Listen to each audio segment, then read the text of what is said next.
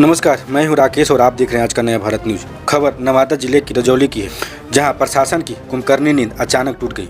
रजौली के बजरंगबली चौक स्थित लाइट के खंभे पर चिपके ये सफेद कागज सिर्फ अतिक्रमण हटाने की नोटिस नहीं, बल्कि उन दुकानदारों के लिए डेथ वारंट की तरह है जो बरसों से सड़क किनारे अपनी रोजी रोटी का जुगाड़ कर रहे हैं।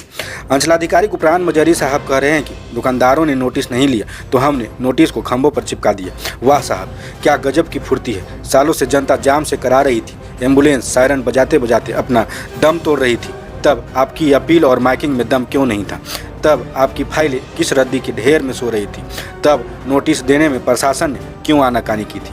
क्या ये कार्रवाई है या सिर्फ अपनी नाकामी छुपाने का एक और ड्रामा? साहब, जब अतिक्रमण फल फूल रहा था तब आप एसी कमरे में कौन सी फाइलें दबाए बैठे थे?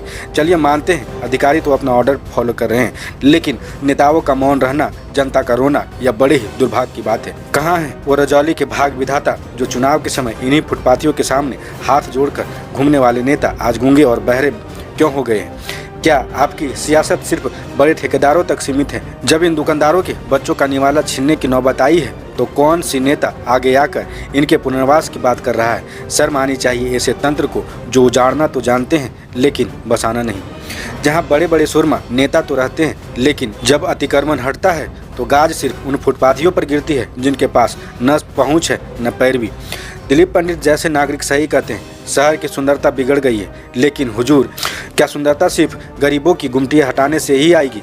दुकानदारों का दर्द भी जायज़ है साहब, पेट पाले या सड़क खाली करे। अगर प्रशासन वाकई गंभीर है तो अतिक्रमण हटाने से पहले गरीबों के लिए वेयरिंग जोन क्यों नहीं बनाया? क्या सिर्फ पौधारोपण और बैरिकेडिंग का झांसा देकर फाइलों में विकास की गंगा बहा दी जाएगी? अब सवाल सीधे अधिकारियों से, क्या यह कार्रवाई सिर्फ हेडलाइन बनने के लिए है या कोई ठोस समाधान भी निकलेगा? अगर अतिक्रमण हटाना मजबूरी है तो उन्हें जगह देना आपकी जिम्मेदारी। अब देखना यह है कि क्या 9 फरवरी के बाद बजरंगबली चौक सच में जाम मुक्त होगा या फिर 2 दिन के बाद वही ढाक के 3 पात वाली कहानी होगी।